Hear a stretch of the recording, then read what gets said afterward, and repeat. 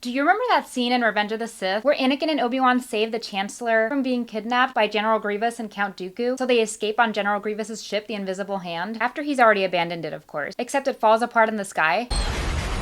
We lost something. Not to worry, we are still flying half a ship. Now you can have that iconic ship in your LEGO collection with this new LEGO Star Wars Invisible Hand as part of the new LEGO Star Wars Starship collection. This set is 557 pieces, will retail for $49.99, and is going to be available on March 1st. Thank you so much to the LEGO group for sending me this LEGO set over for review. All thoughts and opinions are my own. While you're here, hit that thumbs up button. It really helps my channel. And if you like what you see, hit the subscribe button. I would love to have you here. Alright, so here we have a Star Wars ship that, to my knowledge, has never been made by LEGO. How freaking cool is that? Not only that, it's from the prequel era. Prequel fans rejoice. This set included 4 small stickers, which I'll show you later. And here's a look at the instruction booklet. Neat, menacing image of this ship. And opening up the booklet, you'll find once again a little blurb on the LEGO Star Wars creative director, as well as a blurb about the ship's role in the movie Revenge of the Sith. Look at these cool movie stills. I admit fully to putting Revenge of the Sith on after I built this ship. Thanks in part, I'm sure, to the success of the Executor Super Star Destroyer from last year, we now get this LEGO Star Wars Starship Collection lineup that includes this Invisible Hand, the Millennium Falcon, and the Tantive 4 so far. So I love the scale of these ships. I really wish we could have had a playscale version of this ship first, mainly because I really wanted minifigures. Like, it's pretty lame that we get this Invisible Hand, but we don't get a General Grievous, or even the Count Dooku. But as appears to be the pattern, the ships in the Starship Collection will not have minifigures included. They will, however, include really cute little Easter eggs. This set in particular has 2, and as with the Falcon and the Tantive 4, the Easter eggs are highlighted throughout the instruction books to make sure that you don't miss it if you're not a hardcore LEGO fan. The first Easter egg is of Anakin and Obi-Wan's Jedi Starfighters in micro build form, represented by a singular yellow stud and a singular dark red stud. The second is a multi-troop transport, represented by a brown little bread loaf piece and a brown tile. And really the best part is that you can actually see these Easter eggs. On the Tantive and in the Millennium Falcon,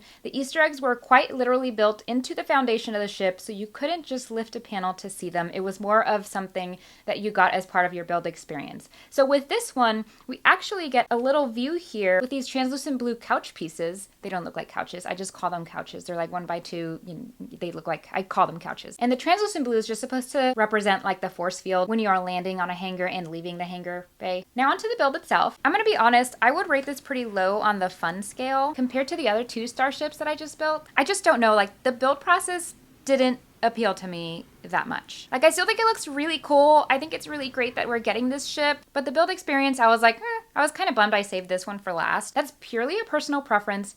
Do not come for me, please. The final build, however, does look really cool. Oh my god, I just noticed I'm missing a piece here in the front. I know it has to be in here in this butterbeer cup.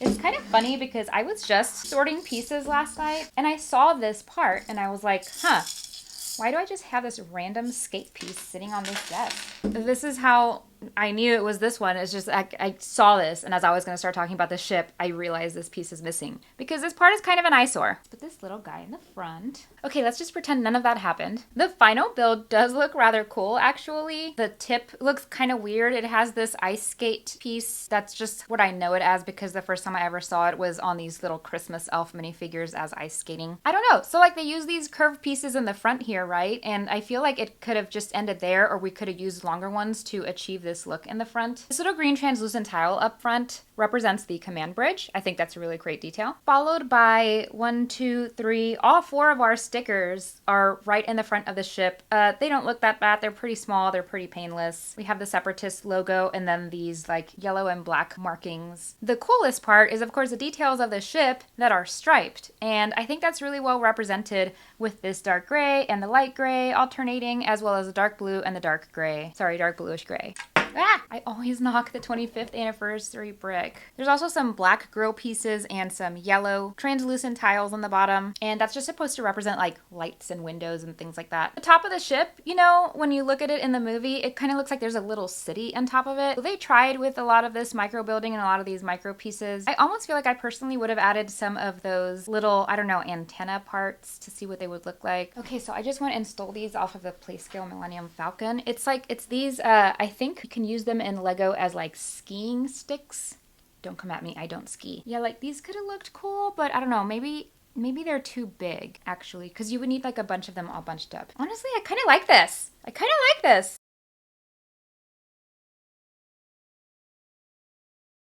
Okay, but I'm gonna remove them for the rest of this video. Oh, and then here's the back of the ship. I don't know, the engines don't really do anything for me. They're just, you know, they look like engines. I don't think that's the most iconic part of this ship. I think the most iconic part of the ship is the shape of it and the colors on it, and I think they did really well to represent that. Definitely the best feature of this little build is that it breaks in half. Not to worry, we're still flying half a ship. Okay, I'll stop doing that, maybe. In Revenge of the Sith, Anakin starts piloting the ship towards Coruscant, but as it enters the atmosphere, it literally breaks in half. And so does this little guy. So you can see that there are some clips here on the front side and whatever the clips grab onto on the back side. It's really cool. I remember thinking, you know, I knew that this ship broke in half, but I was like, how is this gonna come together? And I do think that they managed that quite well in a way that you can break it apart multiple times over and over.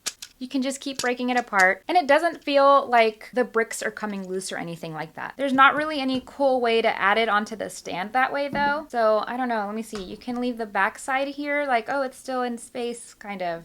And then you can have the front side just, maybe you can lean it. That doesn't quite work.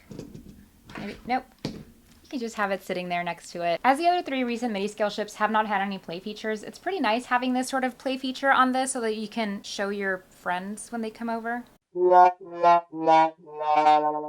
Lastly, once again, these ships are equipped with their own stands. I love the stand. You don't have to worry about purchasing a separate stand for your Lego set. Just nice to be able to build a set and then plop it right on your shelf. Also included is, of course, this 25 years of Lego Star Wars R2-D2 brick. As you saw earlier, unless I edited it out, I knocked this brick over. So again, you can move this grill piece and display it separately or without it. Display-wise, it's a great scale to build a collection out of without taking up so much shelf space. It's great that it comes with a stand. It looks so sleek and clean. Despite it not being my favorite in the lineup, I know so many people who are excited to pick this set up on day one. And honestly, like prior to me knowing that I would be receiving this set from the Lego group, this was going to be a day one purchase for me because at $50, I was like, I can have a cool Lego Star Wars set on day one for under $100. Like that's definitely gonna be a yes for me. So let me know what you guys think about this set. I'd love to know if this is something you're picking up on day one or if you're gonna wait for later. Thanks again for watching. Hit that thumbs up button if you enjoyed this video. And if you like what you see, hit the subscribe button because I would love to have you here.